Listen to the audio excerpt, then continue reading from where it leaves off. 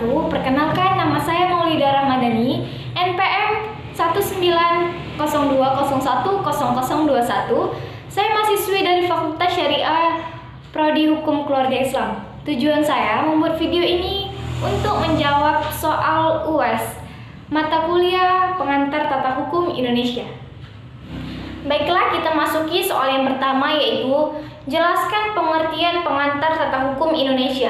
Menurut R. Abdul Jamali dalam bukunya Pengantar Hukum Indonesia, tata hukum berasal dari bahasa Belanda, yaitu Recht Orde, adalah susunan hukum yang berarti memberikan tempat yang sebenarnya. Ini bermakna menyusun dengan baik dan tertib aturan-aturan hukum dalam pergaulan hidup agar dengan mudah dapat diketahui dan digunakan untuk menyelesaikan setiap peristiwa hukum yang terjadi. Tata atau susunan itu pelaksanaannya berlangsung selama ada pergaulan hidup manusia yang terus berkembang pesat di masyarakat sekitar ini. Soal yang kedua, jelaskan sejarah tata hukum Indonesia. Lahirnya tata hukum Indonesia yaitu pada saat lahirnya negara Indonesia. Pada saat diproklamasikannya kemerdekaan Indonesia pada tanggal 17 Agustus tahun 1945. Permasalahan di bidang hukum pada awal kemerdekaan yaitu Indonesia belum mempunyai cukup produk hukum atau peraturan-peraturan hukum. Untuk mengatur kehidupan masyarakat bernegara, kemungkinan terjadi kekosongan hukum.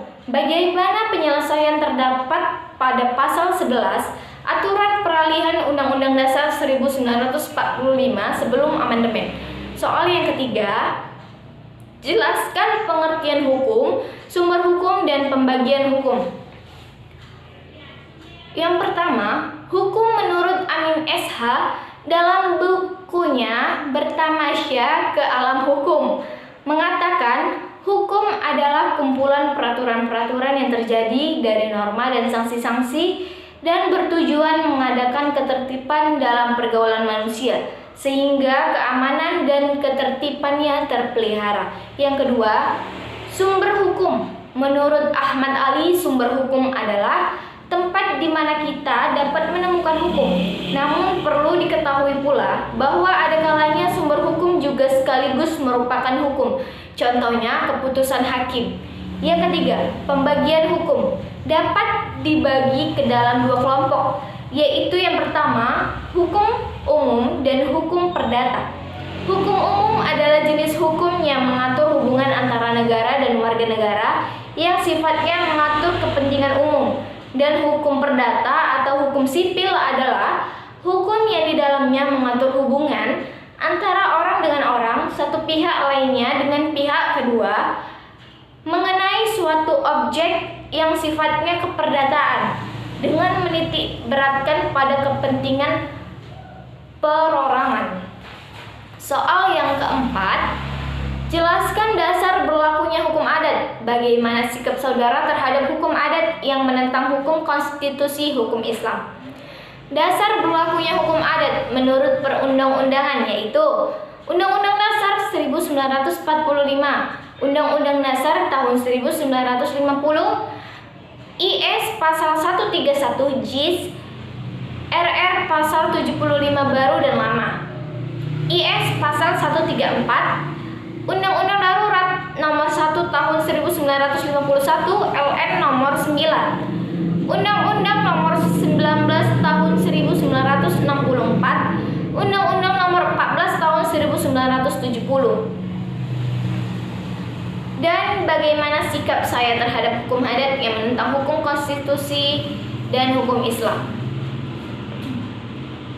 Sikap yang harus kita tanamkan dalam diri kita yaitu sikap toleransi terhadap umat, terhadap perbedaan agama, budaya, dan suku, agar tidak terjadi suatu perselisih pahaman antara masyarakat sekitar. Soal yang kelima yaitu jelaskan perbedaan hukum pidana dan hukum perdata, serta sebutkan contoh di dalam Al-Quran. Diambil dari situs globalhukum.com, perbedaannya yaitu yang pertama, perbedaan dari segi pengertiannya. Hukum perdata adalah sekumpulan aturan hukum yang mengatur hubungan antara individu dengan individu. Fokus dari hukum perdata adalah kepentingan personal atau perorangan.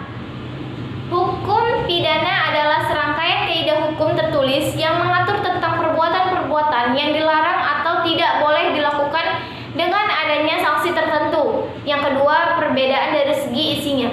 Hukum perdata mengatur hubungan hukum antara orang yang satu dengan orang yang lain dengan menitik beratkan kepada kepentingan perseorangan. Hukum pidana mengatur hubungan hukum antara seorang anggota masyarakat atau warga negara dengan negara yang menguasai tata tertib masyarakat itu. Yang ketiga, perbedaan dari segi pelaksanaannya. Pelanggaran terhadap norma hukum perdata baru diambil tindakan oleh pengadilan setelah ada pengaduan oleh pihak berkepentingan yang merasa dirugikan. Pihak yang mengadu menjadi penggugat dalam perkara itu sendiri. Selanjutnya, pelanggaran terhadap norma hukum pidana pada umumnya diambil tindakan oleh pengadilan tanpa adanya pengaduan dari pihak yang dirugikan. Nah, yang keempat, perbedaan dari segi menafsirkannya. Hukum perdata memperbolehkan untuk mengadakan macam-macam interpretasi terhadap undang-undang hukum perdata. Hukum pidana hanya boleh ditafsirkan menurut arti kata dalam undang-undang pidana itu sendiri. Contoh dalam Al-Quran surah An-Nisa ayat 92 yang artinya, dan barang siapa membunuh seorang mukmin karena tersalah, atau hendaklah dia merdekakan seorang hamba saya yang beriman serta membayar tebusan yang diserahkan kepada keluarganya. Sekian hasil jawaban UAS saya. Apabila ada kesalahan kata atau cara menjawab saya yang kurang mengenakan, saya mohon maaf. Wassalamualaikum warahmatullahi wabarakatuh.